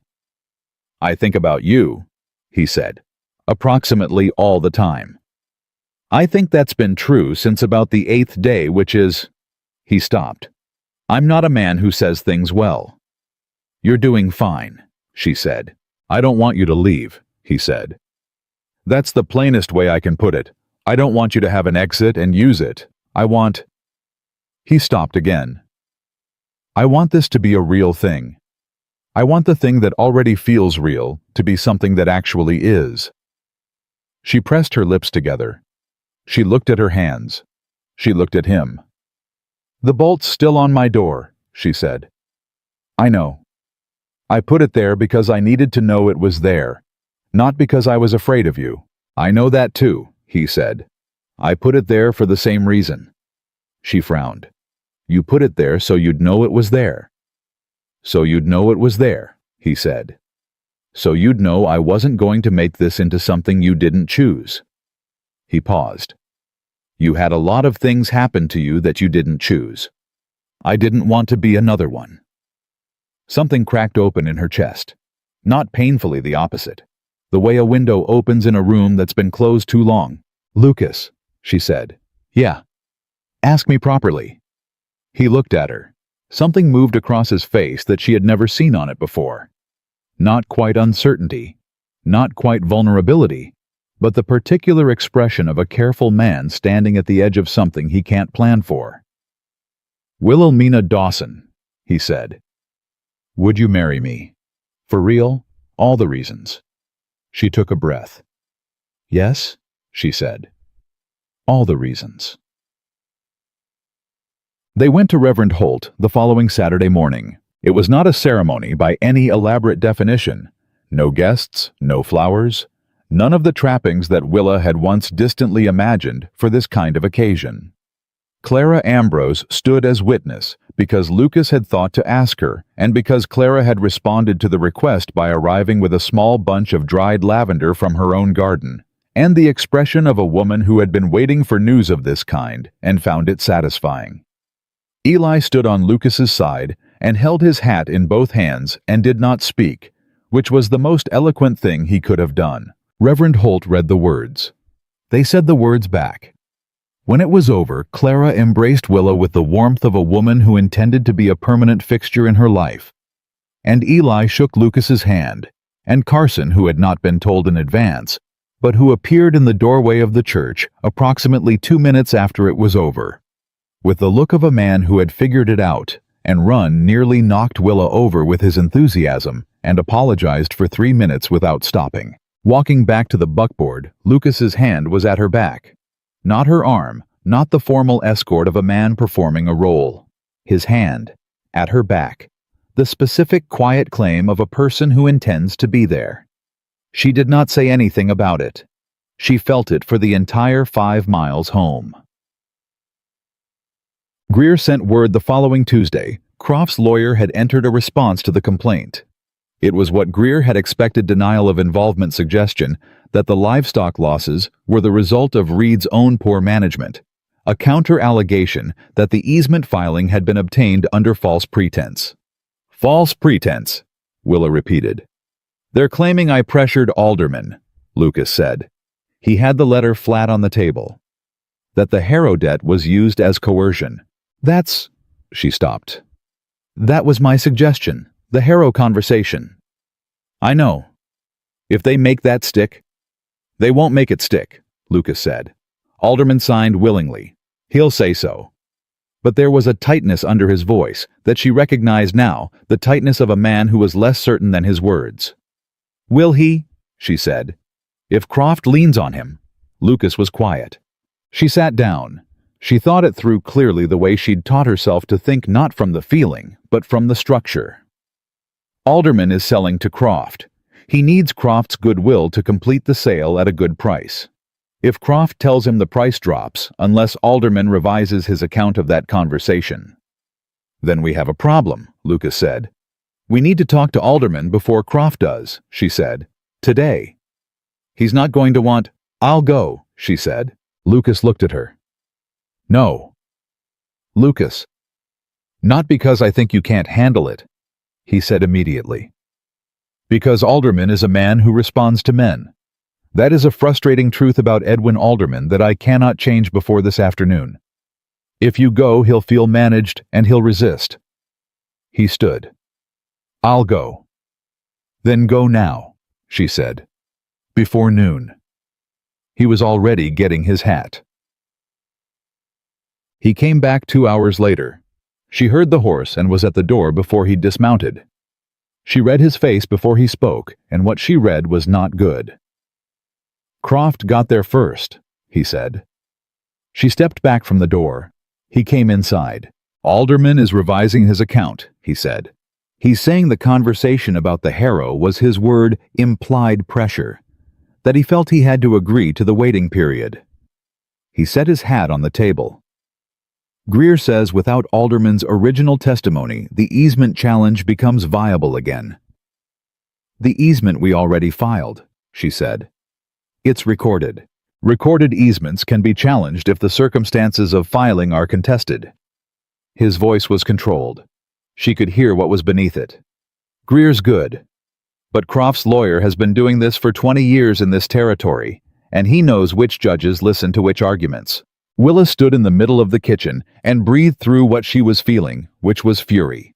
Clean, productive fury, the kind that her mother had always called the only useful emotion because it moved forward instead of inward. Pickett's statement, she said. Still solid, but it implicates Delicott, not Croft, directly. Is there anything that goes directly to Croft? Lucas looked at her. Greer thinks there might be. The holding pen where the cattle were moved, it's on Croft's land. If we can prove Croft knew they were there, that's direct involvement. He paused. But we'd need someone on his property to confirm it, and the only person willing to talk was Pickett, and Pickett only saw as far as Delicott. She thought for a moment. Mullins, she said. Lucas frowned. Croft's man who approached Carson. He approached Carson to pass a message, she said. That means Delicott or Croft sent him. He's an intermediary. She met Lucas's eyes. Intermediaries hear things. Intermediaries are also by nature people who are used as tools and don't always appreciate it. She paused. Carson made a decent impression on him, or enough of one that Mullins chose him specifically for the approach. That's a relationship, however thin. You want Carson to talk to Mullins. I want Carson to have a drink with Mullins at the saloon and not talk about anything important, she said, and see what Mullins talks about instead. Lucas looked at her for a long time. How do you do that? He said. Do what? See around corners like that. She thought about her father's office, about 2 years of managing conversations he was too ill to have about 30 children in a classroom who required understanding before they required instruction. I learned, she said simply, the same way you learn to read a fence line. He nodded slowly. I'll talk to Carson. Carson, to his credit, understood immediately what was being asked and why, and agreed without drama. He was, Willa thought, going to be an exceptional man in about 10 years, when he'd had time to grow into his own instincts. He went to the saloon Thursday evening. He came back Friday morning with the look of a man who had stayed up too late and found something worth staying up for. Mullins didn't say it directly, Carson said, but he said enough. He was at the kitchen table accepting coffee from Willa with both hands around the cup. He said Delicott's been nervous. Said Delicott made a trip up to Croft's house 2 weeks ago and came out looking like a man who'd been handed something he didn't want. He paused. And then he said, and this is the part he said, Croft keeps his real books separate, not at the land office, at his house in the study. He said every man who works close to Croft knows it. Lucas, who had been standing in the doorway, came fully into the room. Real books. 2 sets, Carson said. The ones that go to the county and the ones that say what's actually happening. A silence fell over the kitchen. Willa was the first to speak. Greer needs to know this. This isn't enough to get a court order, Lucas said. A saloon conversation. It's not evidence, she agreed, but it tells us what exists. And if Greer can subpoena Croft's records, all his records, with a broad enough scope, and Croft can't produce the second set without exposing himself, he either hands them over and incriminates himself, or he destroys them, and that's its own problem, Lucas said slowly. Yes. She looked at him. It's a pressure point, not a solution. But we don't need a solution today. We need Croft to feel the walls moving. Eli, who had come in during this without anyone noticing, said from the doorway, Cornered men make mistakes. Yes, Willa said. They do. Lucas looked around the room at Eli, at Carson, at Willa, with an expression she hadn't seen on him before. Not the careful assessment, not the contained worry. Something that was, she thought, something close to the feeling she'd had at Founder's Day, when she'd first said the word belonging to herself and been frightened by how much she meant it. All right, he said. I'll ride to Tucson tomorrow and talk to Greer in person. Take the documentation log, Willa said. I updated it through yesterday. I will. He looked at her. Come with me. She blinked. To Tucson. It's a day's ride. We'd stay overnight.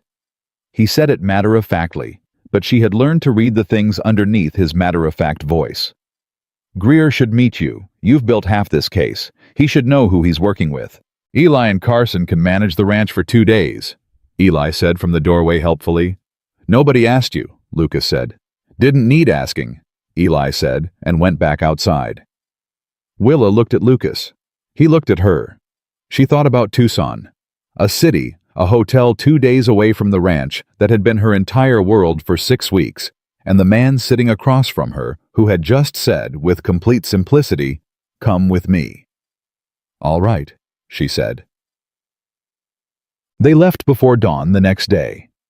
The ride to Tucson was long enough that pretending not to talk was impractical, which was, she suspected, part of why he'd asked her. They talked about the case for the first hour. They talked about the ranch for the second. Somewhere in the third hour, with the desert spreading out around them in the particular quality of early morning, they stopped talking about anything in particular and started talking about everything else. He told her about his father. Not the myth of him, not the ledger entry version, but the actual man who had been funny in private and terrible at apologies, and who had once driven 40 miles in the wrong direction rather than admit he'd misread a map. She laughed at that, a real one unguarded. He looked at her when she laughed like that. She caught him looking. "What?" she said. "Nothing," he said. "You should do that more. Laugh. Like that. Like you forgot to be careful about it." She looked at the road ahead. "I spent a long time being careful," she said. "Careful about money. Careful about work. Careful about what I wanted and what was practical and what a woman in my position could reasonably expect." She paused. "Being careful is exhausting." "What would you do if you stopped?" he said. "Not pushing. Just asking." She thought about it honestly. "I'd plant the whole south field in lavender," she said. "Not because it's practical, because Clara Ambrose had a bunch of it at our wedding, and it was the most beautiful thing in the room, and I've been thinking about it since." He was quiet for a moment. "I'll fence the south field in the fall," he said. "Keeps the cattle out." She turned to look at him. He was watching the road with the very slight adjustment at the corner of his mouth that she now recognized as the thing his face did instead of smiling fully. "Lucas Reed," she said. "Yeah. You are a good man." He kept his eyes on the road. The line at the corner of his mouth deepened. He didn't say anything because he didn't need to, because they had both reached the point where the silence between them carried as much as the words and sometimes more. She turned back to the road. She let herself feel the morning air and the movement of the horse and the fact of him beside her, and she thought, This is what I couldn't have planned for. This is the thing that doesn't come from being careful." Greer met them at his office that afternoon. He listened to everything. He looked at the updated log. He asked Willa 4 questions, precise, specific, the kind that told her he'd already read her documentation carefully and was verifying his conclusions rather than forming them. At the end, he sat back and looked at them both. "The 2-ledger allegation," he said. "It's useful, not as evidence, but as a frame.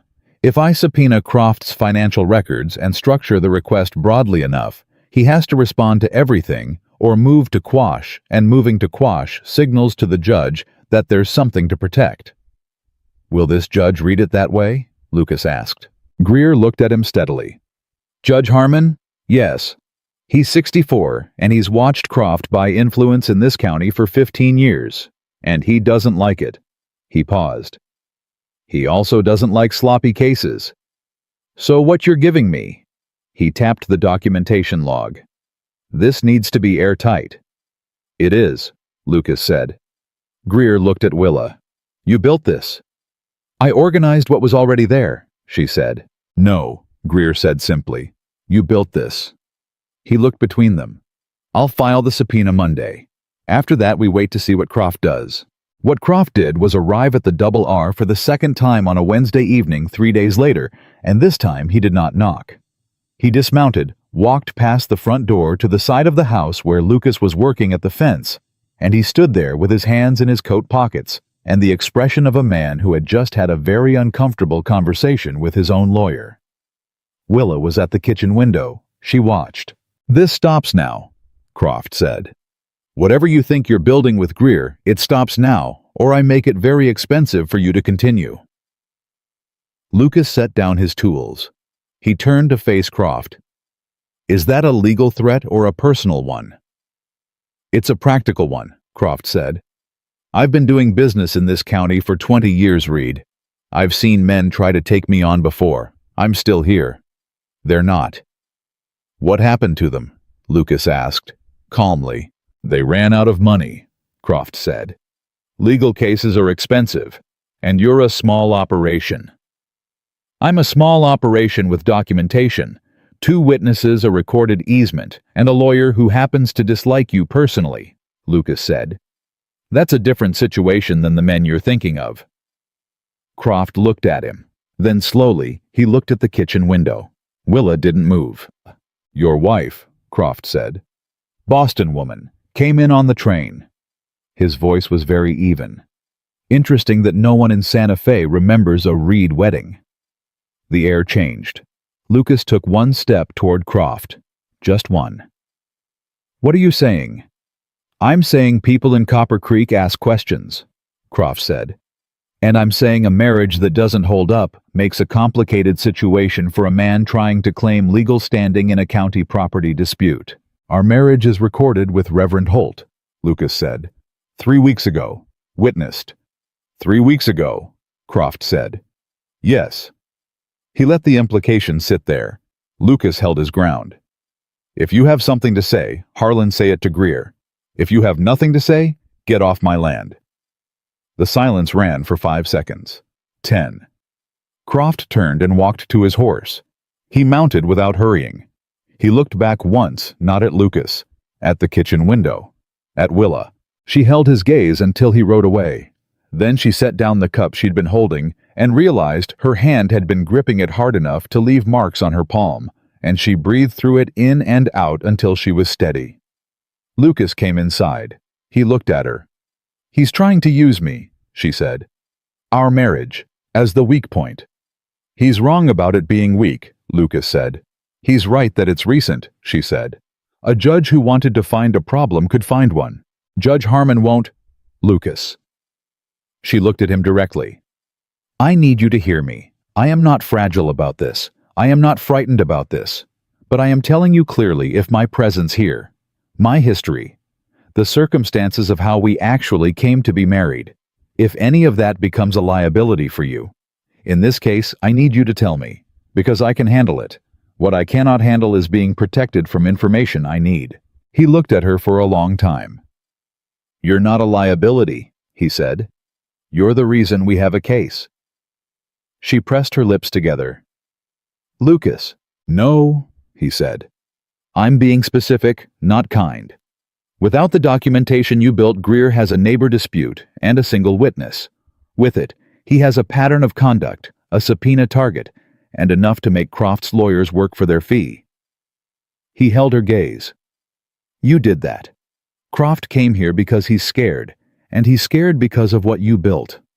Don't let him make you smaller than you are." She was quiet for a moment. Just a moment. "All right," she said. "Then let's finish it." He nodded, the line at the corner of his mouth, the look in his eyes that she had stopped pretending she didn't know how to name. Outside, the last of the evening was settling over the double R, and the south field was empty and full of possibility. And somewhere in the weeks ahead, lavender would either grow or it wouldn't, and either way, Wilhelmina Reed was staying. She had decided that sometime between a train station and a kitchen table and a church with dried flowers and a long road to Tucson, and she had not needed to announce it because it was simply true. She was staying. This was hers, all of it. Greer filed the subpoena on Monday as promised. By Tuesday afternoon, Croft's lawyer had already moved to quash it. Lucas brought the news home with the particular quality of silence that meant the situation had developed faster than expected, and Willa read it before he said a word. She poured him coffee. She sat down across from him. She waited. "Harmon denied the motion to quash," Lucas said. She looked up. "He denied it in 2 hours," Lucas said. Greer said that's the fastest he's seen Harmon rule on anything in 15 years. He set the letter flat on the table. "The subpoena stands. Croft has 10 days to produce his financial records. Willa pressed her hands flat on the table. She breathed. That's good. That's very good, Lucas said. Greer thinks Croft's lawyer knows it. He thinks there's going to be a settlement conversation before the 10 days are up. Croft doesn't strike me as a man who settles. Croft doesn't strike me as a man who lets his private books get read by a judge either, Lucas said. One of those things is going to give. She looked at him. What does Greer want us to do? Wait, Lucas said. Hold position. Don't react to anything Croft does in the next 10 days. Don't give him a reason to go back to Harmon with a countercomplaint. He paused. He specifically said don't react. I can do that, she said. I know you can. He looked at her steadily. I'm less certain about myself.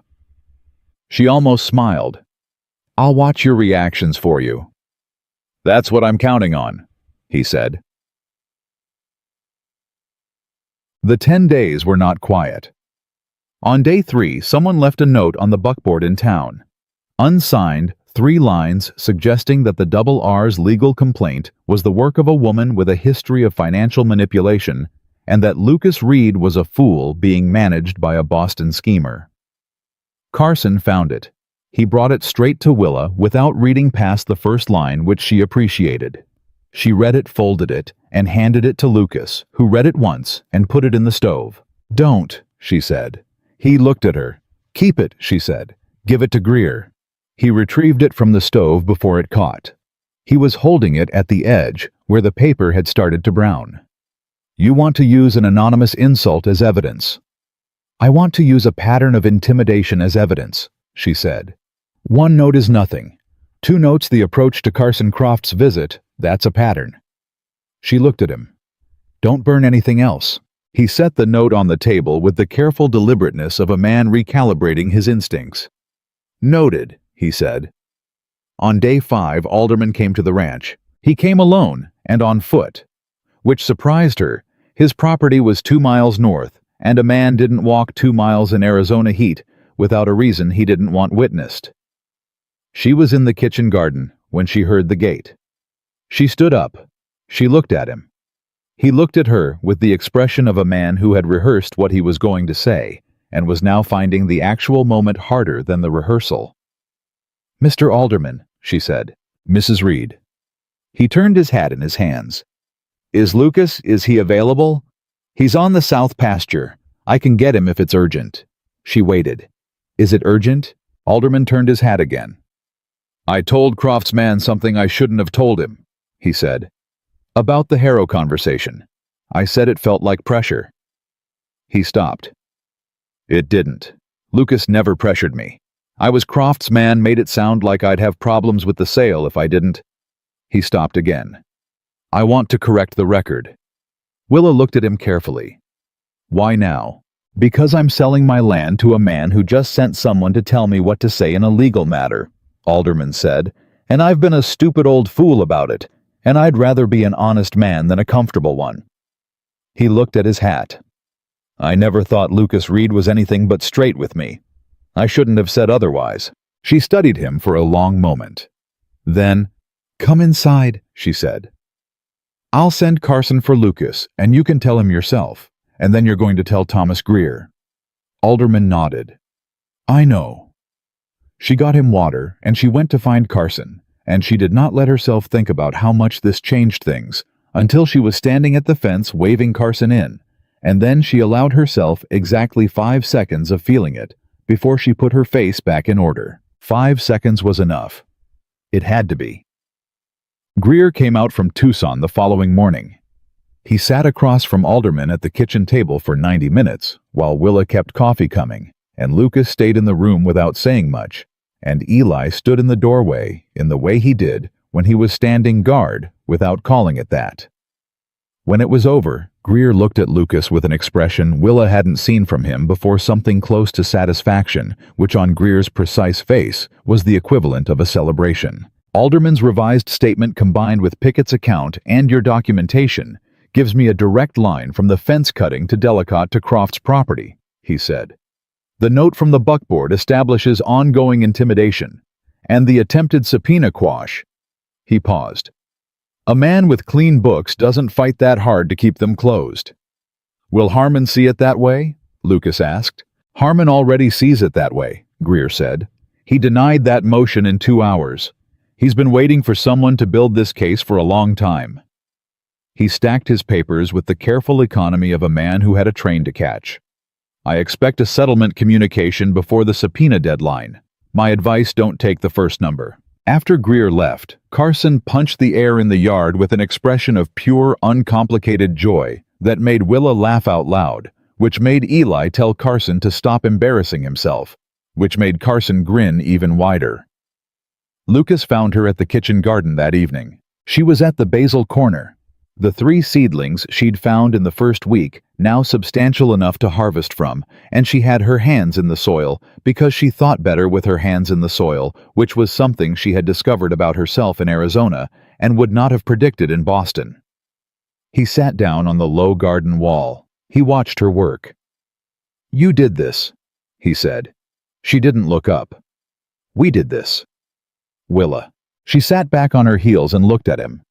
He was looking at her with the full, unguarded version of his face, the one she only saw when he thought she was looking elsewhere, or when something had happened that pushed past his careful management of his own expression. He was not managing it right now. "All right," she said. "I helped." "You built the foundation," he said. "Everything Greer is standing on, you built it. The logs, the pattern, the alderman conversation." He paused. "I had a ranch that was getting picked apart, and I couldn't see clearly enough to stop it. You could." "You could see it," she said. "You just needed someone to help you look at it from a different angle." "That's what I said." She opened her mouth, closed it. "Lucas Reed, that is not what you said." "It is from where I'm sitting," he said, and the line at the corner of his mouth was all the way out now, and she loved him. She had known it for a while, but it arrived clearly in that moment, clean and simple and enormous and completely without panic, which surprised her. She had thought love would feel urgent when it arrived. It didn't. It felt like recognition. "I love you," she said. She said it the way she said most important things, directly, without preparation, because preparation gave her too much time to decide not to. He looked at her. "I'm saying it plainly," she said, "because I've spent a long time saying things sideways, and I'm finished with that." "Good," he said. "Because I've been working up to saying it for 6 weeks, and you got there first." He paused. "I love you, significantly. Since approximately the day you found those basil seedlings and looked at them like they were the most important thing you'd ever seen." She looked at the basil. She looked at him. "They were important," she said. "I know," he said. "That's why." She got up from the garden. She walked to where he was sitting, and she stood in front of him, and he reached out and took her hand, both hands around hers, and they stayed like that for a while, without speaking, because there was nothing left to say that the moment wasn't already saying better. The settlement offer came on day 8. It arrived through Greer by way of Croft's lawyer, and it was significant enough that Greer sent a rider rather than waiting for the post. Full acknowledgement of the R's water easement permanent and recorded without challenge. Restitution for the 18 head of cattle confirmed stolen at market rate plus damages. A formal severance of Delicatte's employment and Delicatte's own written statement implicating the fence-cutting operation. And a clause Greer had pushed hard for this one, prohibiting Croft's Land Company from acquiring any property within 3 miles of the R boundary for a period of 20 years. Lucas read it twice. Then he handed it to Willa. She read it once. "Take it," she said. Greer said, "Don't take the first number." "This isn't a number," she said. "This is everything. Croft saw his books going in front of Harmon, and he gave us everything rather than let that happen." She looked up at him. "If we push further, we get a hearing, we get more publicity, and we get a man who has nothing left to lose." She set the paper down. "We have the ranch protected. We have restitution. We have Delicatte's statement for the record. Take it." Lucas was quiet for a long time. "Carson," he called. Carson appeared from the next room with the speed of someone who had not been eavesdropping but had been positioned very nearby. "Sir, ride to town. Tell Greer we'll take the settlement." Carson was gone before the sentence was finished. Eli appeared in the doorway. He looked at Lucas. He looked at Willa. He put his hat back on and said, "Good," and went back to whatever he'd been doing, and that was the Double R celebration, and it was exactly right. The papers were signed at Greer's office in Tucson on a Friday, with Judge Harmon's clerk present to notarize, and Harlan Croft was not there. His lawyer signed on his behalf, which Greer said was deliberate, which told Willa that Croft was a man who could not stand to be in the room for his own losses. She understood that in a distant way. She had been that person once, the person who believed that not witnessing the hard thing made it less real. She wasn't that person anymore. On the ride home from Tucson, she told Lucas about the morning at the train station, the actual morning, not the version she'd managed for public consumption. The 4 seconds. The letter handed back. The station master going back to his freight manifests. The $12. She had never told anyone the full version. She told him all of it. He listened without interrupting. When she finished, the road was quiet around them. "I've thought about what I would have done," he said, "if I'd left the depot 20 minutes earlier that day." She looked at him. "You'd have missed me entirely." "I know," he said. "I've thought about that." He looked at the road. 20 minutes. I almost sent Carson for the feed delivery. She sat with that for a moment, the specific vertigo of how close any life comes to being a different life. 20 minutes and a decision about a feed delivery, and she would have been standing on that platform alone. "I'm glad you didn't," she said. "Me too," he said. "More than I can say." She reached over and put her hand over his on the reins. He turned his palm up and held it. They rode home like that. The letter from Margaret arrived 2 weeks after the settlement. Margaret had clearly received Willa's earlier letter, the careful, honest one, and had responded with the particular combination of warmth and practical interrogation that had always characterized Margaret's correspondence. She wanted to know everything. She wanted names, descriptions, evidence of character. She asked 6 questions about Lucas that were each more specific than the last, which made Willa laugh reading them. She wrote back 14 pages. She told Margaret about the train station and the buckboard and the bolt on the door. She told her about the basil seedlings and the ledger and Founder's Day and Eleanor's shawl and the lemons. She told her about Greer and Alderman and Pickett and the note in the stove that she'd had to rescue from burning. She told her about the Tucson road and the lavender plan and the thing she had said in the kitchen garden and the way he'd said it back. She told Margaret, "I came here with $12 and a letter of introduction, and a man gave me back the letter. And then I found out that the letter was the only thing I didn't need." She sealed it and addressed it and held it for a moment before she gave it to Carson to post. Then she went to find her husband. He was at the north fence with Eli, the two of them checking the repaired section that had been cut in the summer, and she walked out to where they were working and stood a moment watching them. These 2 men, one of whom had decided in 40 minutes at a train station that she was worth helping, and the other of whom had held on to a blue shawl for 3 years because he couldn't bear to let go of the woman who'd worn it. Eli saw her first. He tipped his hat and moved down the fence line with elaborate casualness, giving them space in the way he always did, which he would deny doing if asked. Lucas turned. "Penny's walking better," she said. The red calf had been favoring her left rear leg for a week. "I think she's past it." "Good," he said. "The basil in the south corner is ready to cut back before winter." "All right." "And I think I'm—" She stopped. He looked at her. The careful, full attention. "I think we're expecting a child," she said. The silence was complete and total for about 3 seconds, and then something happened to Lucas Reed's face that she had never seen happen to it before, and would spend the rest of her life being glad she had not missed. Every bit of careful management went simply and entirely went, and what was underneath it was so unguarded and so real that she felt it move through her like the first warm day after a very long winter. He crossed the distance between them in 2 steps. He held her face in both hands. He looked at her. He said nothing, because there was nothing that language was adequate for in that moment, and he was a man who knew the difference between when words served and when they failed, and he let them fail completely. She put her hands over his. "All right," she said. "All right," he said, which in his vocabulary meant extraordinary, and more than I knew how to want, and yes, completely, and without reservation, yes. Said. She found out later from Clara Ambrose, who found out from the Reverend's wife that Croft had quietly begun liquidating his Copper Creek holdings before the year was out. The land company retreated to its Tucson offices. Delicott left the territory entirely.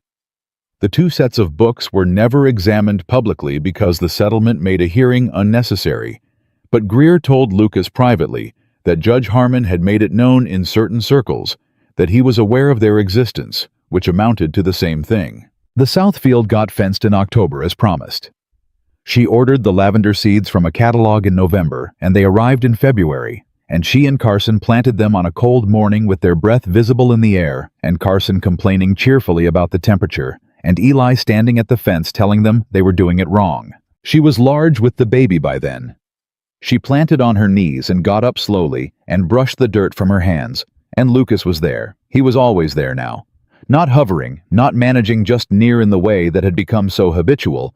She had stopped noticing it, except in the moments when she deliberately chose to notice it, which she did regularly because she had learned that the things you stop paying attention to have a way of becoming invisible, and she refused to let this become invisible. "You're going to be a terrible gardener," Eli told Lucas, watching him stake a lavender row. "I'm learning," Lucas said. "From the wrong teacher," Eli said. "She stakes too far apart." "I stake based on expected mature spread," Willa said without looking up. "This is Arizona, not England. They won't get that big." "These ones will," she said. Eli muttered something. Carson bit his lip. Lucas caught her eye over the row, and the line at the corner of his mouth was all the way out, and she looked back at her planting with the specific contentment of a woman who knows exactly where she is and means to stay. Sarah Elizabeth Reed was born in late spring. She arrived in the early morning before the heat with Dr. Ambrose present and Clara holding Willa's hand, and Lucas in the next room, in the particular agony of a man who cannot fix what is happening and therefore has no idea what to do with himself. Eli sat on the porch. Carson paced the yard. The whole ranch waited. When it was over, Clara opened the door to the main room and said, "Come meet your daughter." Lucas came in. He sat on the edge of the bed. He looked at Willa first, just her, just making sure the specific relief of a man confirming the thing that mattered most before anything else. She nodded.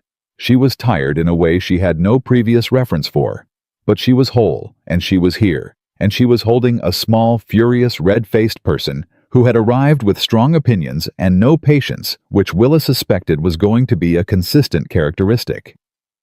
She handed the baby to Lucas. He held her with the careful, slightly terrified competence of a man who had handled newborn calves and understood the principle, but was aware this was different.